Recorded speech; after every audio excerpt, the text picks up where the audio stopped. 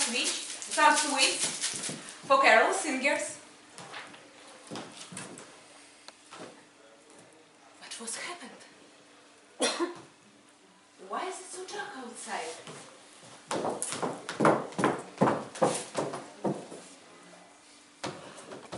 The moon disappeared. Can you imagine? I hope it's not a Christmas joke of Devil. He used to repeat this joke every Christmas, thinking he has a good sense of humor.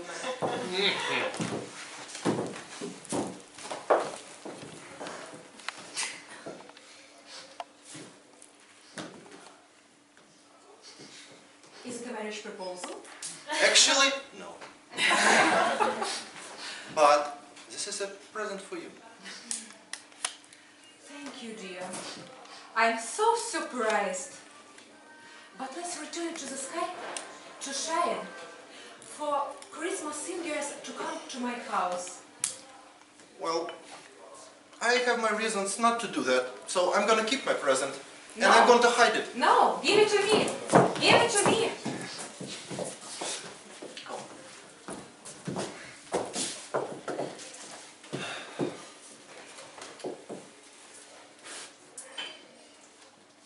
In hell, we are big believers in teamwork.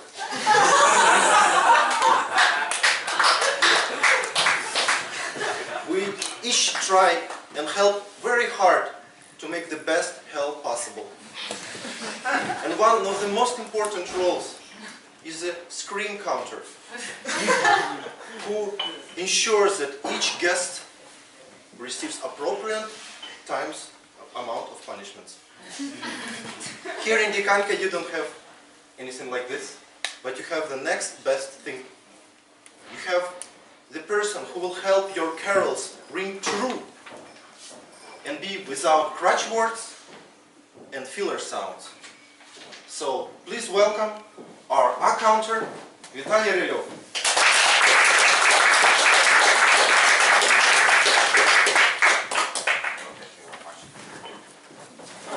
I must have done that. Now, ladies and gentlemen, I will be your screen counter for today. And as our Toastmaster mentioned, I will try to bring you through hell. Sorry, I meant not hell. I meant I will count all your unnecessary sounds, all your and ahs, and all the other thing that comes out of your mouth, apart from necessary and useful stuff. So I will count all that and put it here in this log. And afterwards, the devil, the guy with horns, will do you all kinds of nasty things with you if you will keep on expressing those sounds. So, ladies and gentlemen, please keep your language clear. I will have less work, and the devil will have less work too. Thank you.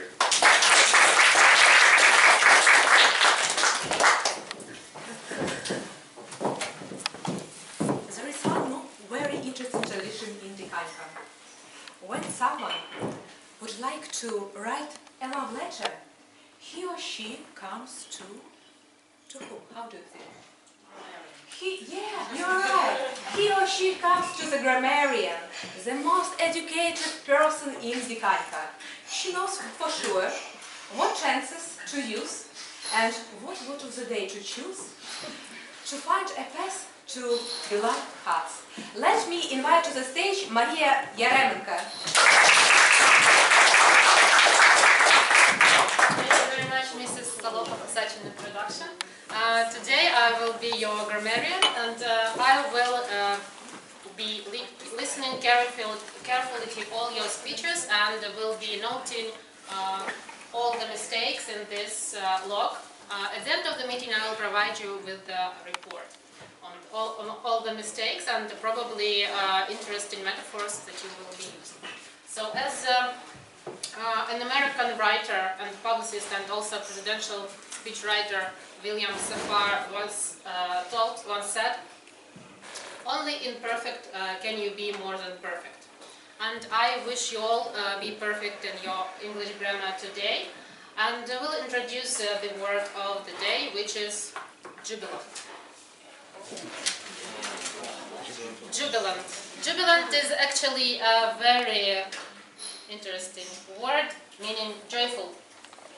Joyful and triumphant. So, as an example, a jubilant devil has stolen the moon from the sky.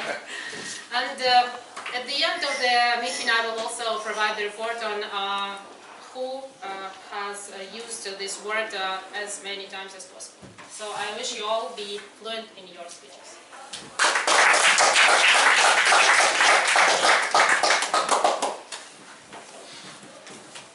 Thank you very much. If you are thinking, he's a devil, he probably knows how much time I have left on this world. Then you are correct. But I cannot share this information. That would be against the hell rules. So, but here we have another person who knows exactly how much time we have left and when it is time to go. Please welcome our timer, Artur Mkdchia.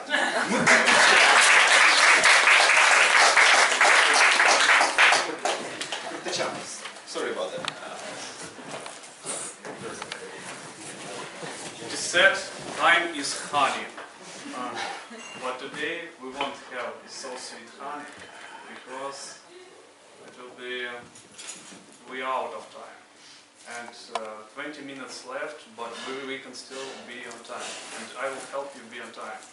I will show you green card when it will be 5 minutes for prepared speeches.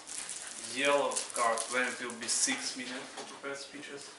And red card, which means you should stop when 7 minutes is out for your prepared speeches. For table topic session. Green means 1 minute. Yellow card means 1 minute and a half. And red card means 2 minutes. You start your speech. So please be aware of time. I will be sit here and I will notify you about your time. Thank you.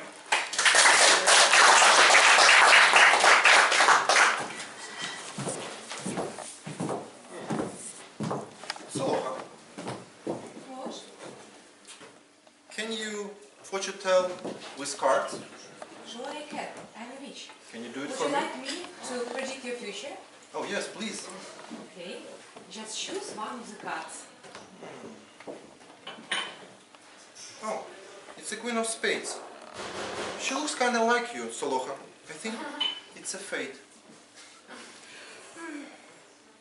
Cards can also make mistakes. Try one more time.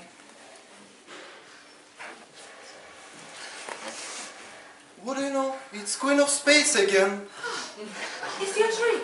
You tricked me. Well, that's what people expect of me. Okay. Because they never stop learning. Let me invite to the stage Tatiana Voznuk with her project number 10, Never Stop Learning.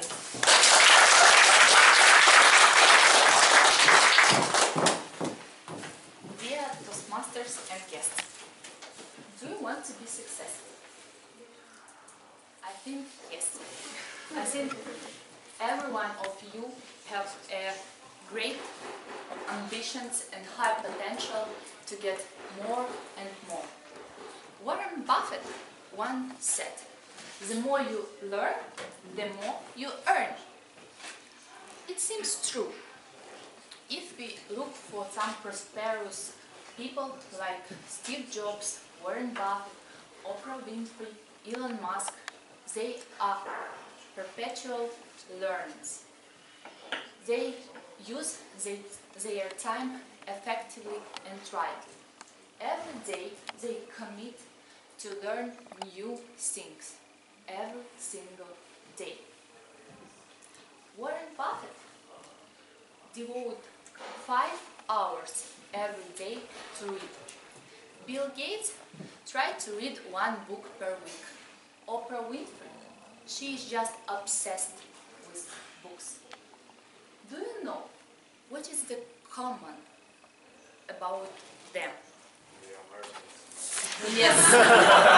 And they are the richest people in the North America and in the latest cover of the Forbes.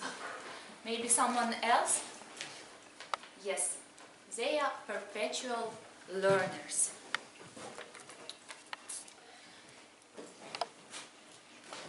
Jak znał. Sorry.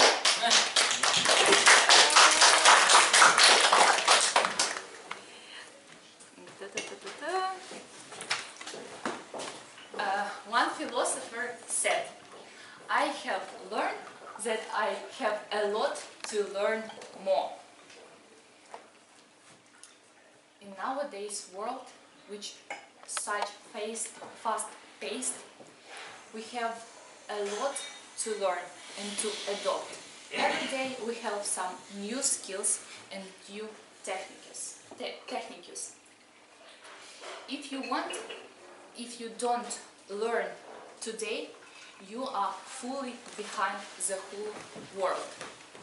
If you think that your learning process is ended when you graduate from university or school, I would absent for you, because you are fully behind the whole world.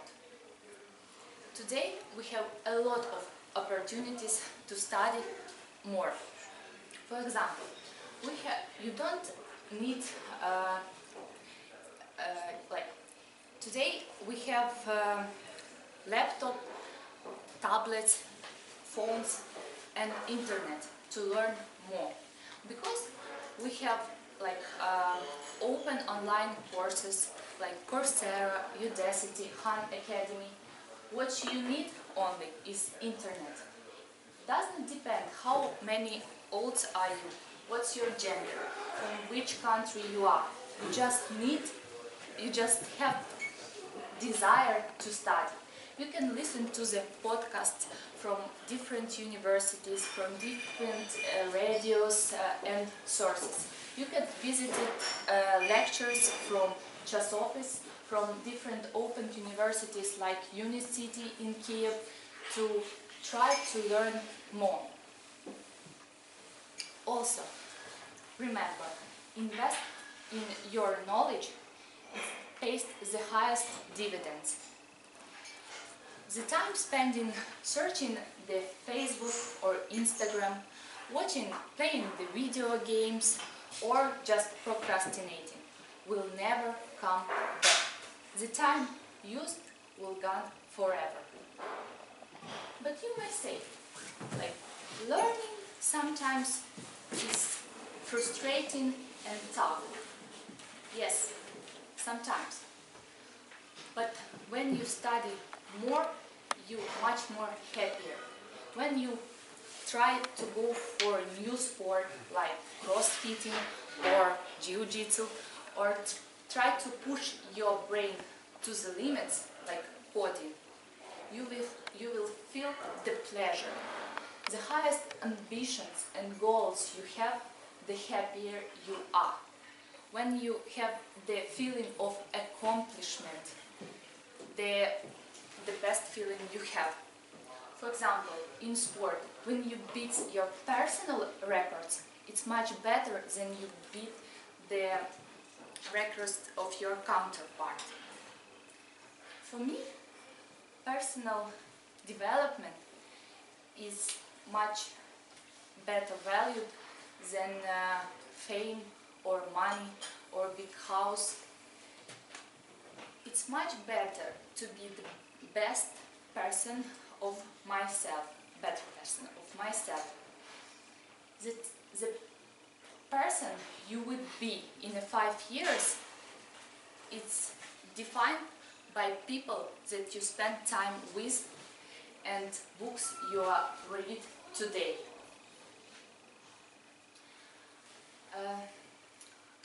1 year ago, I was standing here and giving you my first speech. And today I am proclaiming my 10th speech about never stop learning. I have a passion to learn. I try to learn, to study something new every single day. One day it's something trivial, another is profound. Regardless, I keep on learning. On December 31, 2016, I wrote my New Year resolution. 10 things I want to be done by the end of 2017. One thing I have definitely done, and you were witnesses of that, because today I give my 10th speech. And by the way, do you have plans for what to learn and how to grow professionally and personally for 2018? It's a really great thing, New Year resolution, because it's like a tracker which gives you ability not to lost in your goals of life. And also it's amazing feeling to cross off what you have already learned and studied. To sum up, I would say that it's much better feeling to know how to learn, not just to know. Because if you have such feeling how to learn, it's like your new habit, new part of your mindset, and like the part of the life and how you manage your life. Brian Hart, it's famous American writer, said, "The capacity to learn is a gift. The willingness, the ability to learn is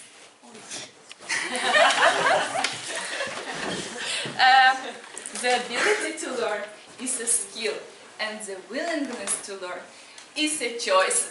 Thank you.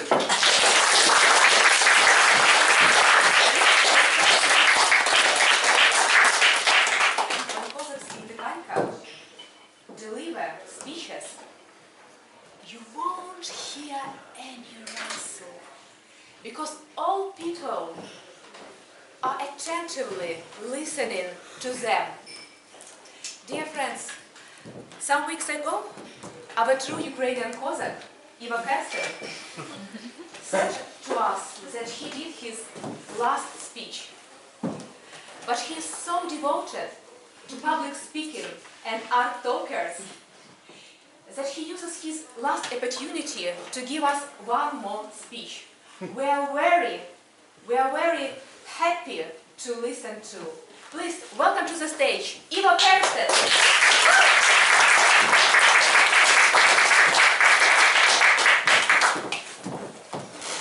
I'm really feeling jubilant to be with so many Ukrainians again. Thank you very much, dear Ukrainians and foreigners, to come here today. I'm happy to meet you here, there, everywhere. Because Ukrainians love to travel. They think traveling is romantic. I'm not so fond of traveling.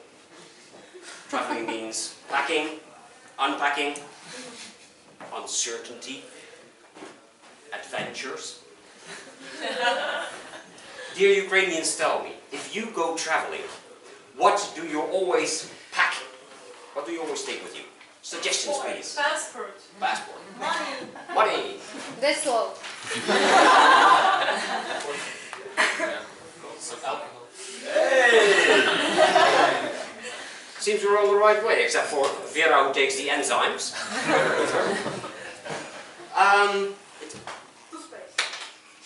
Very good.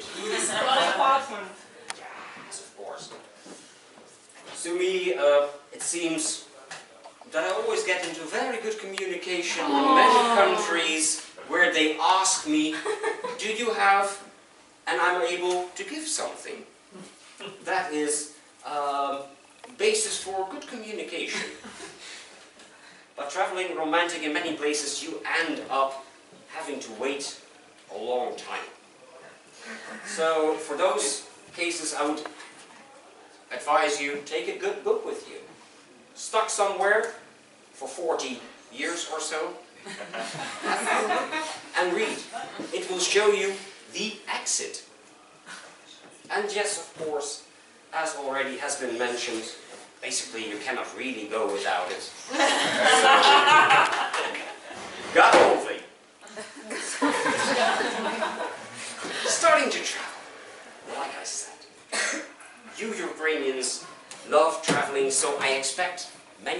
been to Paris? Anybody? Hands. Oh, romantic. And to Amsterdam? Hands. Hazy. Batumi? Do you know where I met my first Ukrainian? That was neither in Lviv, Lodz, Leipzig, London, not even Liverpool, but Liberia, Africa. I do not know how he got there, but I got there as an NGO volunteer working in an irrigation project funded by the Dutch government. I loved assisting the lucky locals by laying pipes, pumping up the agricultural scene, digging canals. Hey, I'm Dutch. I'm supposed to know about canals. And then came the rains. You might have heard that rain in Africa often comes as an all-covering shower curtain of water splashing across the land for a couple of hours, or a couple of days, or even longer, and in my case the whole irrigation project, all the pipes, all the unlucky locals and me got washed out to the sea. Splash! You might have also heard that my country, the Netherlands, is about half to 2/3 below sea level.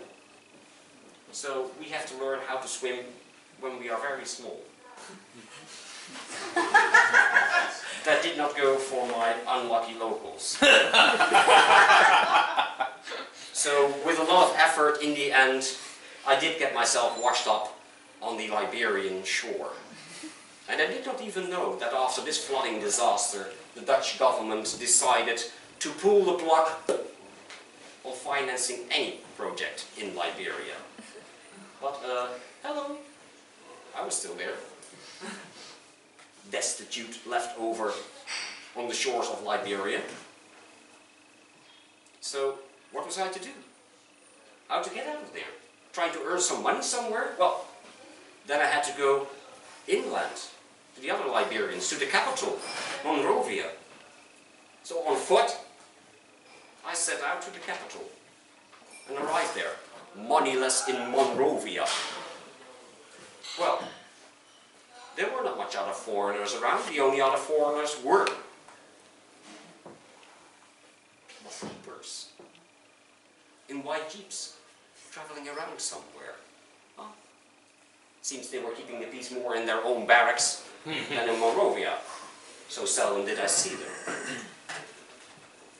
But all the Liberians were looking at me, however small I am, because a white guy on foot in Monroe instead of a Land Rover, that did not really fit their format of foreigner.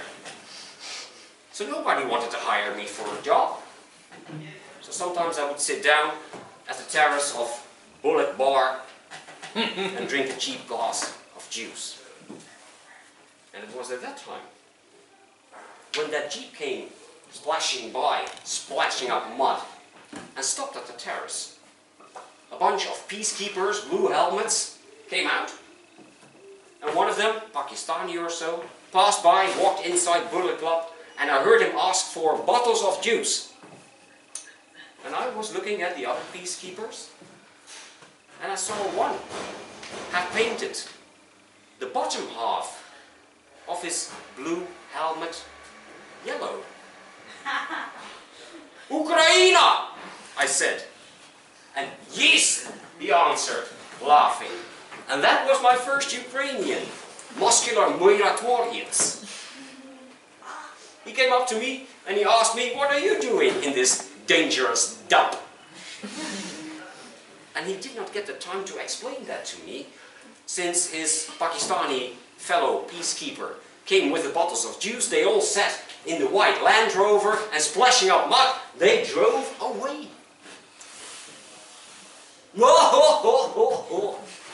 I heard Baba laughing at the entrance of Bullet Club.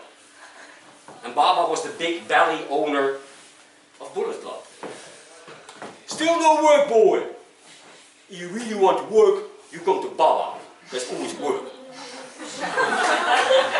Well, not much of choice did I have, did I? And outside, it was broad daylight, and inside, it was dark. And with his big belly, Baba pushed me forward inside, and he shouted, "Olga!" And within 10 seconds or so, a long-legged blonde lady popped up in front of me. "Olga from Kiev!"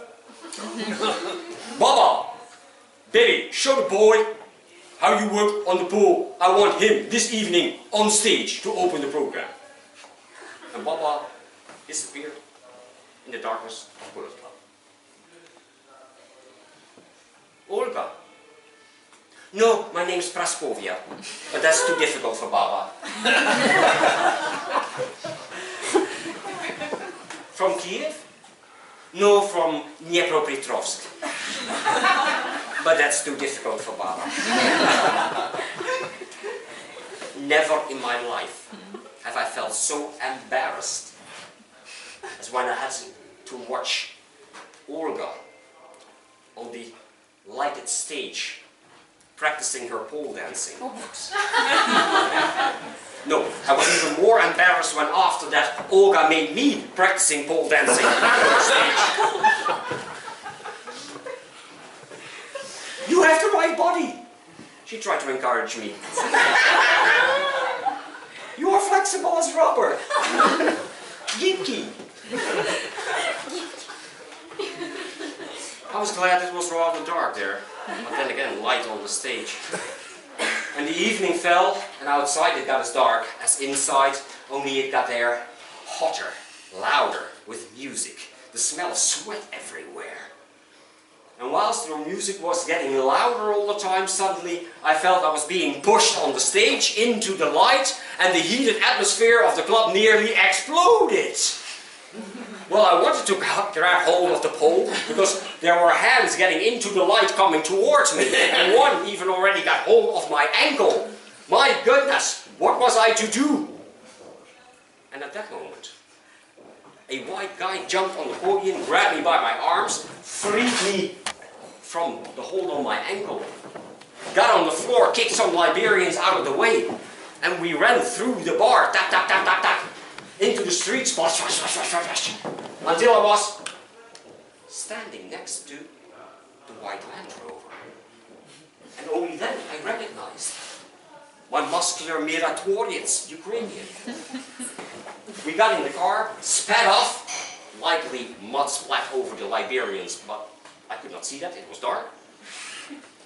And we arrived to the peacekeepers' barracks. Well, I was a bit disoriented by then, so I might have been there 1 day, 2 days, until a Pakistani peacekeeper said, "Guy, get your stuff, there's a United Nations cargo plane flying up north, and you are part of the cargo." "I don't have any things," I said. "So much the better. Travel light. Get on." And I did fly out. And I never again saw my first Ukrainian, the Miratorians. But it is clear that however silent or jubilant I am, this Ukrainian, the first one, I have to say that Ukraine saved me.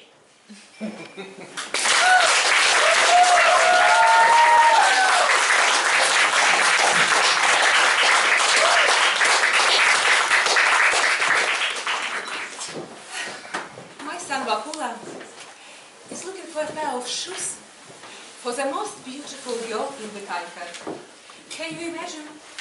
She said she would marry him if he brings her a pair of shoes the Empress in St. Petersburg wears. Actually, he could ask me. I have such one, even better. But Well, good luck to him.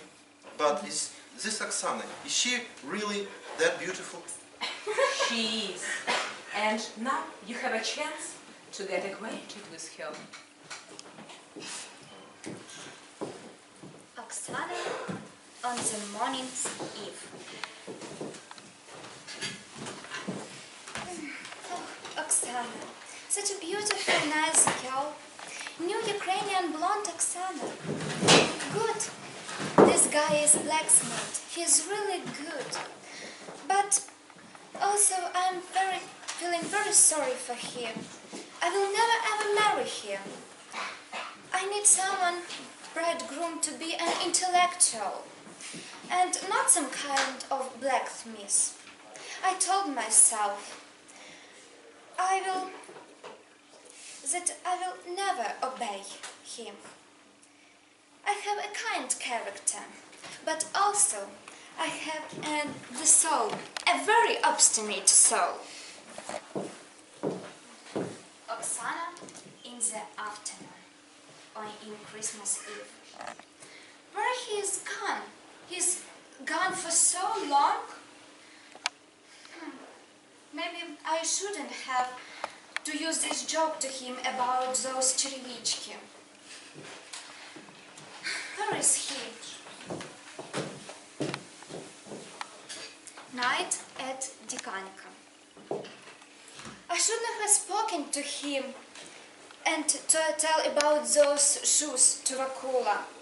Why he's gone for so long? Seems that he's gone for ages, and seems that he's went to some abroad, some overseas, and is not searching for shoes, but is trying to find some crystal labutines.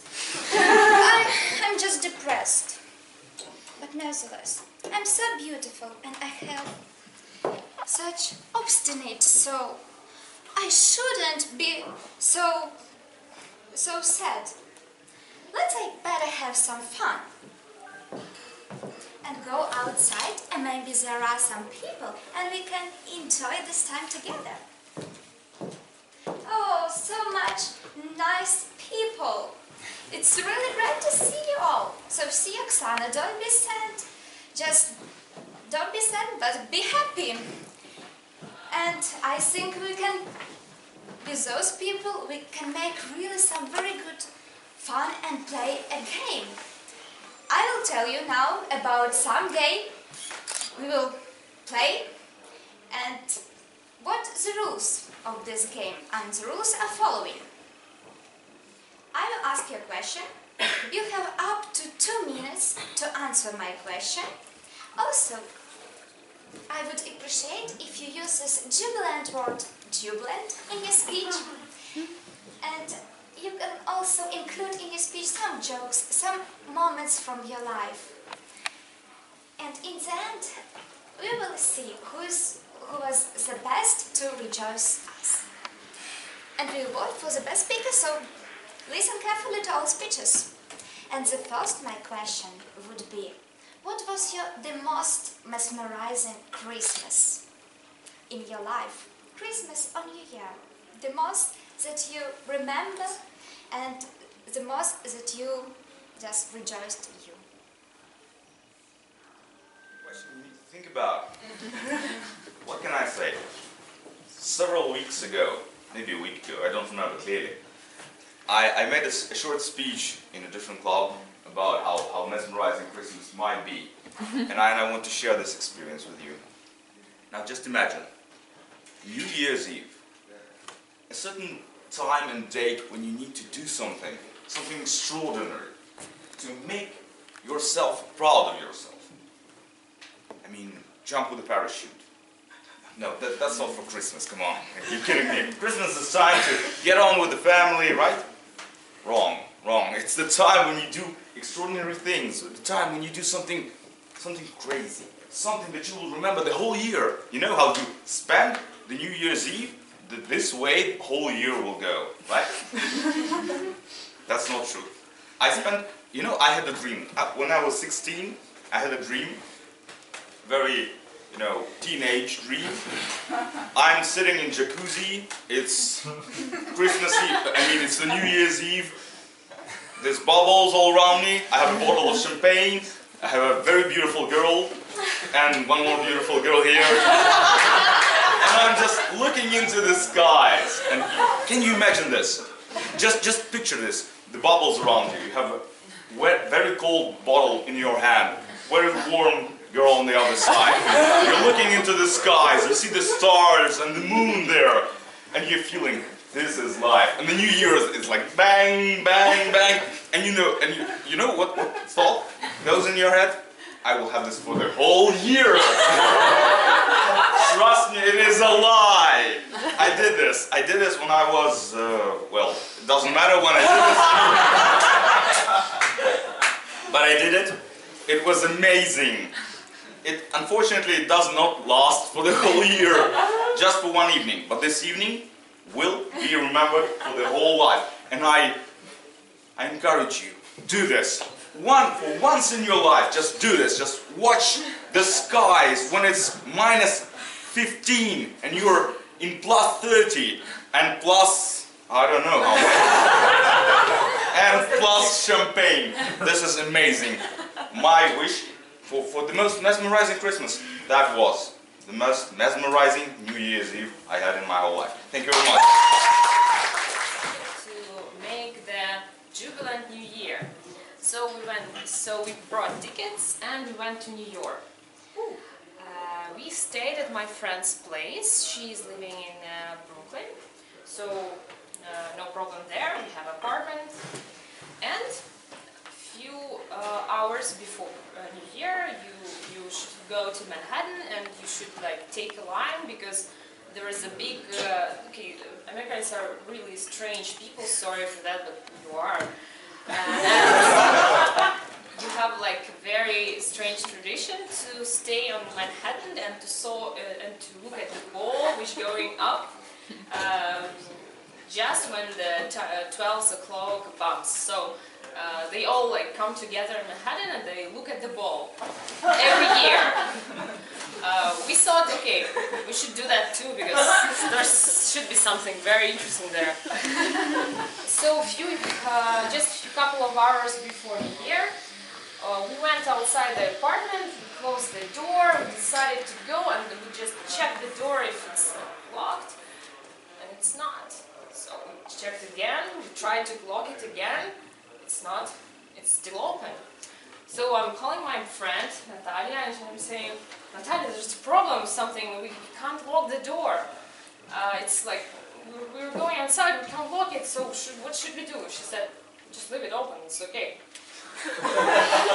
Okay, leave it open in Brooklyn in the middle of the night. We said, okay, no, we shouldn't do that. I mean, come on, there's stuff, very precious stuff there. They could corroborate. So what we do, we found some, there were no instruments, so we found some knife, tried to open the lock. We like put it outside. I saw the clock and it was like 12 o'clock from Kiev time, so I was spending like New Year in Kiev time locking doing something reparations. So at the end of the story, we did fix it. So we came outside, but there were so many people, crowded people, that we didn't manage to see the ball because there were like too many people and the police just didn't allow us to come. But nevertheless, we spent the New Year outside in some New York bar, and it was really jubilant, mesmerizing, and really interesting New Year for me.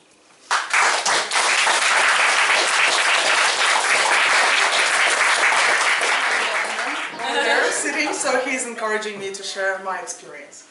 I'm going to tell you a story the way I celebrated Christmas and New Year.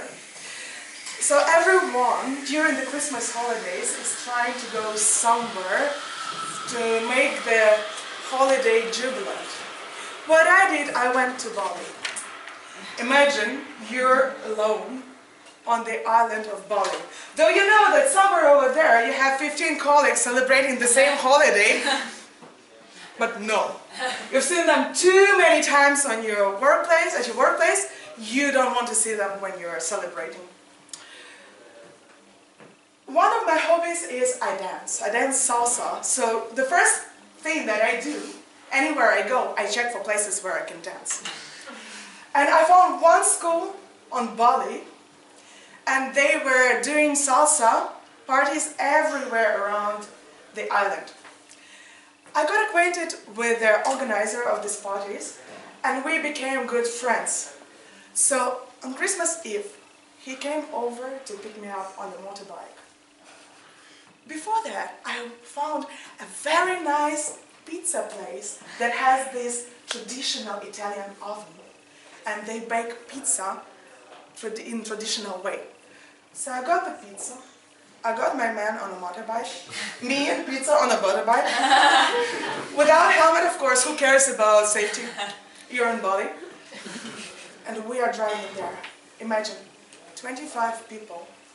Most are not acquainted with each other, sharing food and dance on the dance floor, on a Bali, on a Christmas Eve.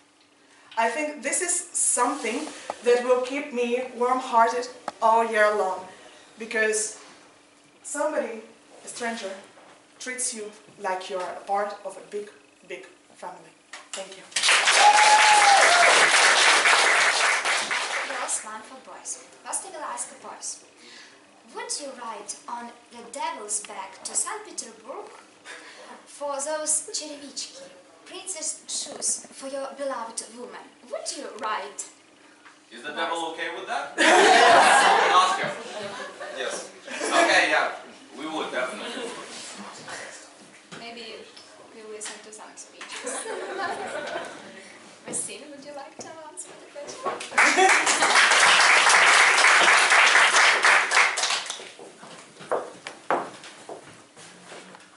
Going to the end of the earth to bring the gift to your beloved person sounds amazing. But is it? I mean, going through hell to get just shoes? It's not practical. You know, women hate guys who are spineless. So if you are going to the St. Petersburg just to get some shoes, man, you're dumb.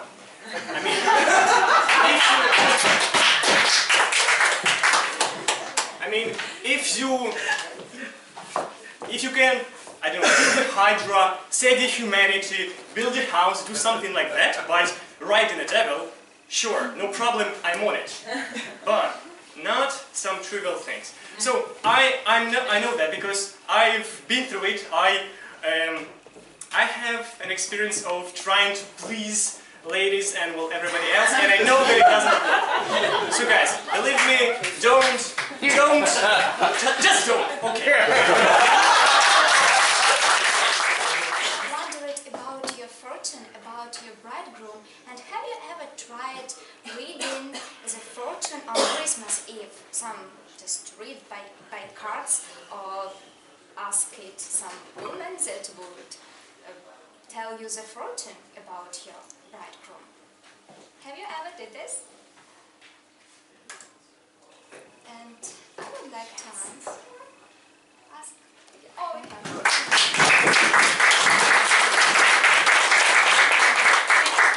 Repeat the last part of the question. Have you ever read the fortune about your life, about your okay. future? Just went to the woman to ask it. Thank you for this interesting question. Mrs. Oksana.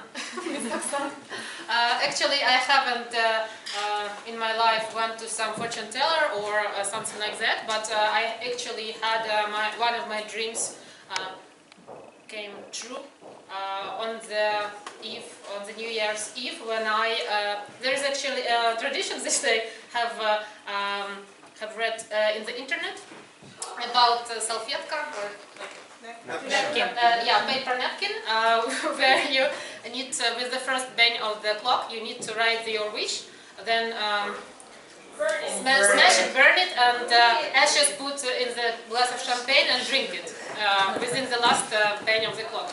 And actually I had this wish written on this napkin, and the wish was to visit London sometime. So, in 14 years, actually, that wish came true, and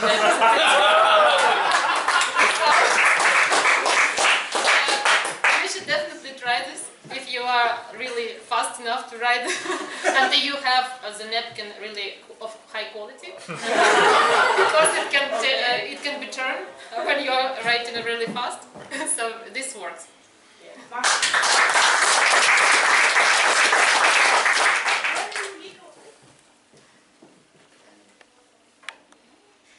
That you are on village fair and you want to buy some present for yourself, for your relatives. What would you buy on the village fair in Dikanka? Some special presents. And I would ask some new person in here, maybe go in this red dress and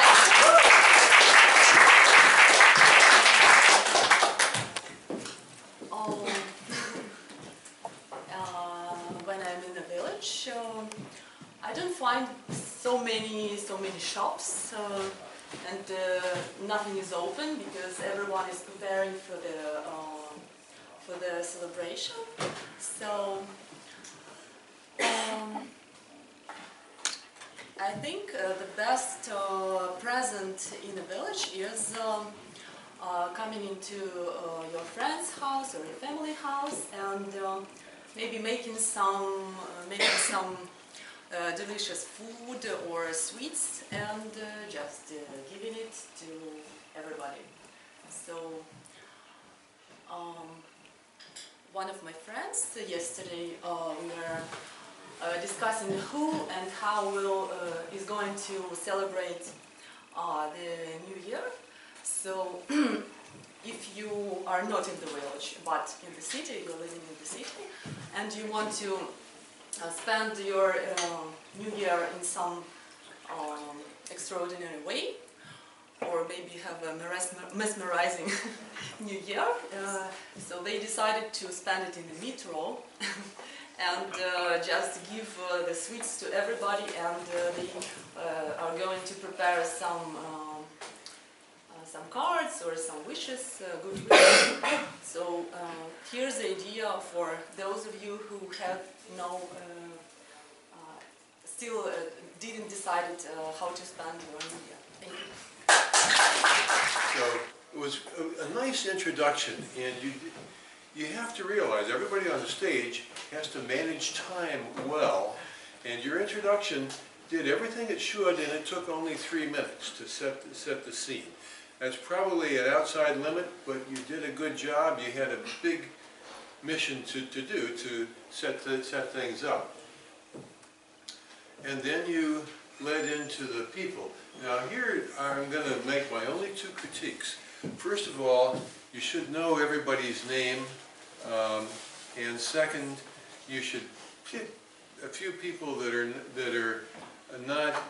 new to the club. So you did well with the first couple, but you probably should have gotten a couple of guests up there. That's my only criticism. Other than that, I thought it was great. Everybody's answers were really wonderful. So let's start with the answers.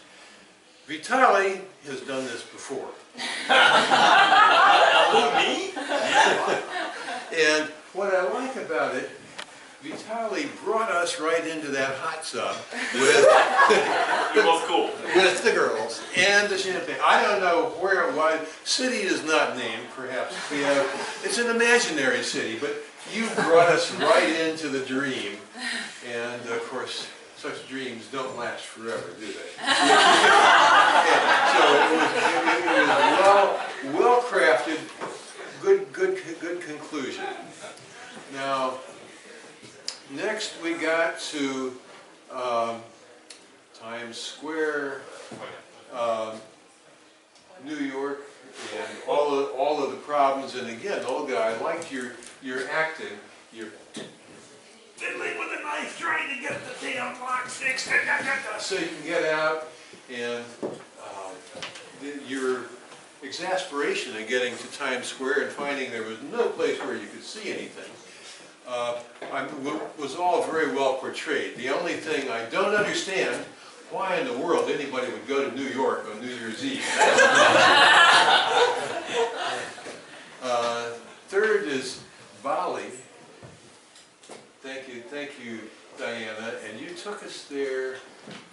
lots of dancing. I can picture this because I've done this before. And it was probably out of doors. It was probably starlight, and you're dancing with a bunch of strangers, and you're thinking, ooh, all that sort of stuff. And what a wonderful way to spend the time, and you portrayed it very well. Now, going to Vasil. Thank you. And you took the challenge and you threw it away. The challenge of finding the Cherovica, say, I'm not going to do that. That doesn't make sense. And here is a fundamental truth, which you brought out, that women are the same all over the world. Although Ukrainian ladies have a certain reputation for being wonderful in many, many respects, a woman is a woman, and a man has to recognize the truth of this proposition. No way. Nicely played. Next, we go to the question of making a wish on New Year's Eve. Thank you, Masha. You played that well. You tore up the sofetka very nicely. Oh, yeah, okay. And told that story quite well. It was touching. Then we got to the village fair with Mariana. And once again, you know, what is there to like about a village? I think it was a very straight story. You like the people in the village. You like the atmosphere. And lastly, Vlada, you talked about the food and the ambiance, and again, just bringing out the good qualities in the village. Now, I'd say that you latter speakers could learn from the earlier ones more gestures, you know, that Vitaly in the hot tub. You remember that? Just get a little bit more vocal variety and a little bit more action in it, and I think that you will be in good shape. Now, the bottom line, all the suspense,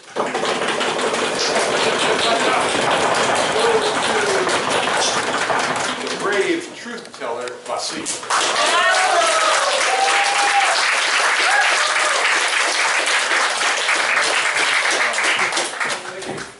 Thank you, Graham. Graham, would you like some sweets to follow our traditions?